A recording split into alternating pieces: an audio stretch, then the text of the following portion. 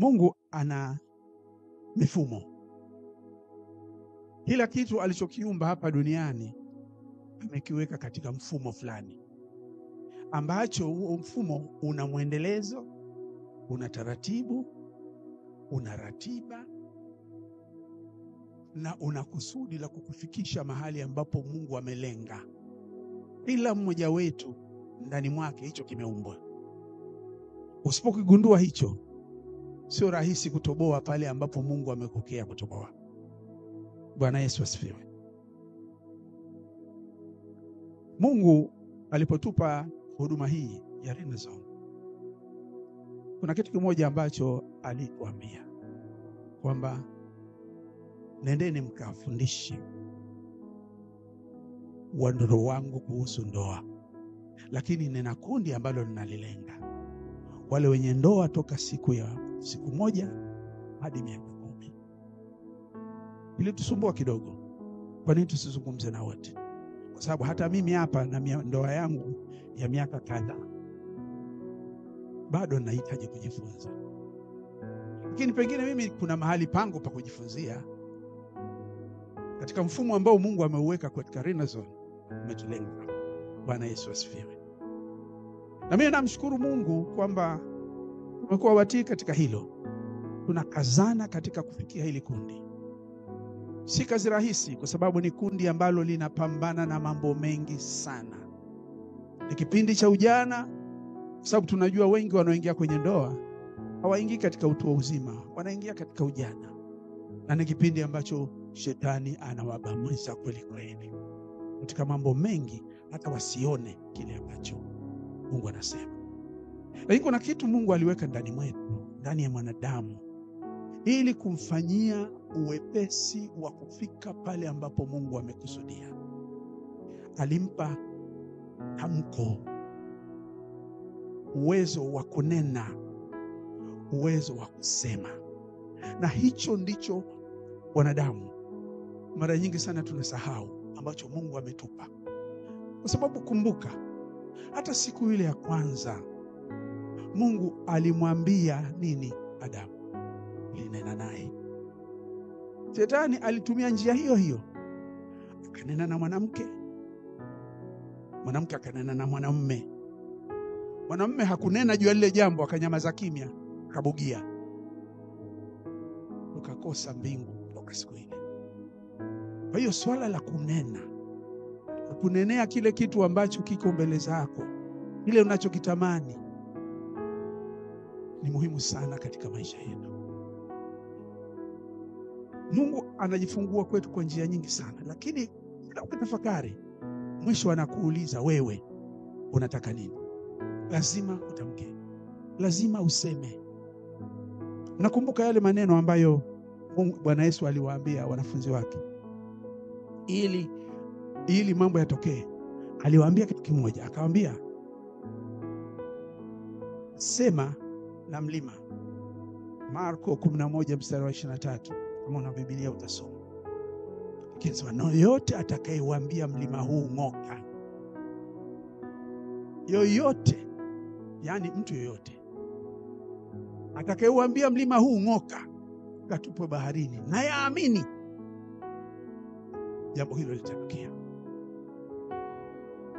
Mara nyingi tunasema kama anavyosema Paulo, kwa sababu naamini ndio maana ninasema, bila hata kujua tunafanya kitu gani. Lakini unasema nini? Unaambia kitu gani mbele yako ili kiondoke? Kitu gani kitengenezeke kiwe kipya? Mungu hataki sisi tuzungumze naye juu ya milima yetu. Ameshatupa njia. Yule Bwana aliyetundikwa pale msalabani, siku ile alipotoka kaburini na ule ushindi, kila kitu kulikuwa tumepewa. Tena akasema, nimepewa mamlaka yote mbinguni na duniani. Sasa ninawatuma ninyi mkawafanye viumbe vyote kuwa wanafunzi wangu, mkiwabatiza na kuwafundisha. Lakini mtakubaliana na mimi, wote hapa kuna wale wamaliza form 2, kuna wamaliza form 4, kuna wamaliza form 6, kuna wamaliza chuo, walichukua degree ya pili, walichukua na uzamivu juu yake. Lakini hakuna hata siku moja Lile ulilojifunza darasani litakubadilishia maisha. Lazima ulibadilishe, ulitumie wewe mwenyewe namna unavyotaka kubadilisha maisha yako. Kadhalika katika ndoa. Ndoa ni mfumo ambao Mungu ameuweka kwa mwanadamu hapa duniani.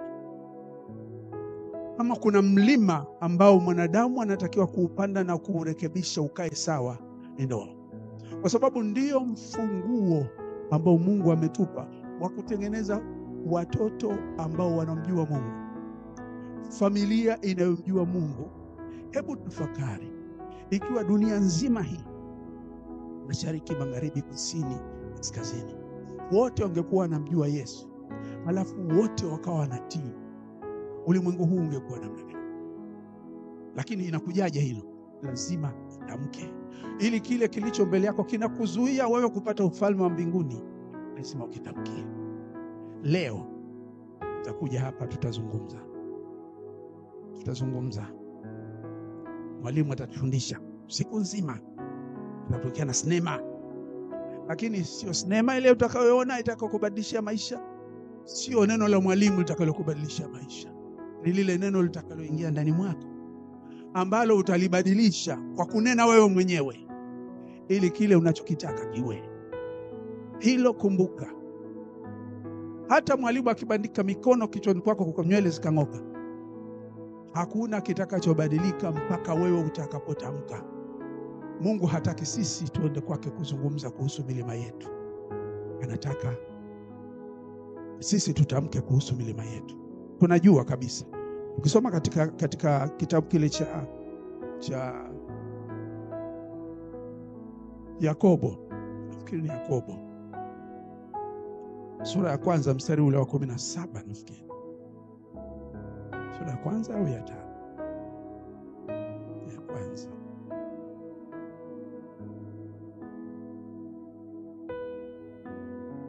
Nasema kila kutoa kuliko kwema na kila kitolewacho kilicho kamili,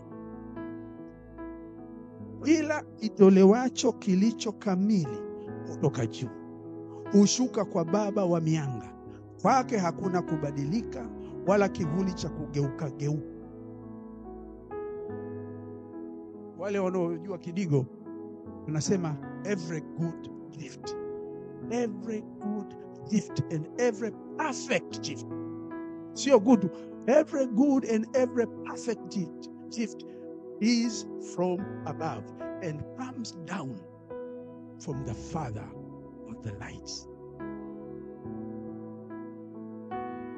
Nataka kukwambia nini? Mungu hakusudii hata siku moja kutupa shubiri wakati sisi tunatafuta asali. Hata siku moja. Wote mnajua maana ya shubiri, eh? Nani asiyejua shubiri nieleze? Shubiri ni kitu kichungu kuliko chochote umepata kukionja duniani. Uchungu ambao ukiingia kwenye ulimi unaweza ukakufanya ukazimia. Shubiri.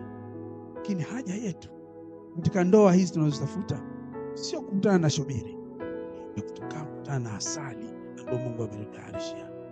Lakini hiyo haiji bila kuisema, bila kuitamka. Lazima useme, lazima useme ili itokee.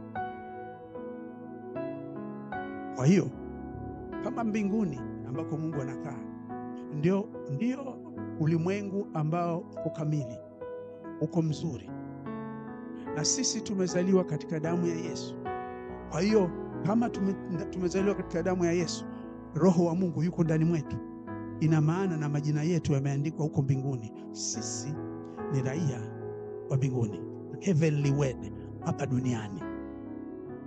Hapa duniani, sababu kuna siku tutakwenda kukaa kwetu. Lakini sasa hivi hapa tuna kazi, na kazi kubwa ambayo tumepewa ni kutamka. Speak things into existence. Leo mtakapoisikia sauti ya Mungu akizungumza nanyi, msifanye migumu mioyo yenu, sababu tumekusanyika hapa leo sio kupoteza muda. We need a milestone. Tunataka kwamba tukitoka hapa tuna kitu ambacho tutakitumia kubadilisha ile shubiri iliyoko. Mwalimu amesema mtu anaongea ile true love second season. Nikakumbuka yale masema, kila kitu chini ya jua ina wakati na nini na kusudi. Leo kuna kusudi. Leo ni wakati wa kusudi hilo. Leo ni wakati wa kufungua vidomo vyetu sisi na kumwambia Mungu, uambia yale yanayongama katika ndoa zetu kwamba ondoka, muda umekwisha, ondoka, hatuna muda na wewe tena. Amen. Bwana Yesu asifiwe sana. Kwa hiyo wapenzi wangu, nipende kuwakaribisha siku ya leo. Use this time effectively. Utumie muda huu vizuri. Kama anavyosema katika Mhubiri ile sura ya 3 kwamba kila kitu, kwa kila jambo kuna majira yake na wakati wa kila kusudi chini ya mbingu. Leo masaa haya yalipokuwepo, hakikisha lile kusudi umelipata. Hakikisha ukiondoka hapa una zana ya kuweza kusimama na kusema, sababu ninaamini, ninakwambia wewe mlima ng'oka.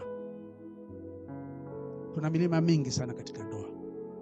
Kuna milima mingi sana. Mimi nakumbuka nilipoanza kutafuta mke, nilipokuwa na ndani mwangu namuuliza Mungu, wakati huo sijui kama nilikuwa nimeokoka. Kwa bado kijana mmoja tanashati ambaye anafahamu ulimwengu wa Dar es Salaam. Nikakutana na binti mmoja kutoka Mtai. Mwaka gani ule? 76, 77. Nikasema hapa sing'oki. Anasoma wakati huo bwana. Anasoma wakati huo. Lakini kwa sababu nilifundishwa, nikasema mimi nitamwangalia tu. Lakini ikifika wakati wake nitapita mlango huu. Bwana Yesu asifiwe. Na mwaka 85 baada ya kukaa miaka 7 kumsubiri, nikamvisha pete. Akawa mke wangu. 85. Kisura ambaye nimekuwa naye nikimpenda kwa miaka 47. Anaitwa Grace. Naomba mpenzi wangu simame.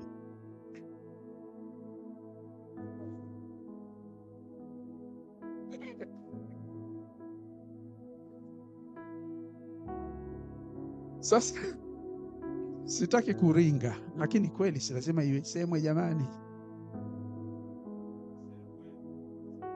Karibu hapa mpenzi wangu. Miaka 47 toka nimemjua. Na ikifika mwezi wa 10, mwezi wa 8 tunatimiza hiyo miaka 47. Mungu unajua kuna 40 ya ndoa, lakini wewe ndikuona lini? Kwa mara nyingi tunasahau hicho, unajua kwamba kuna process ya kufikia kwenye ndoa.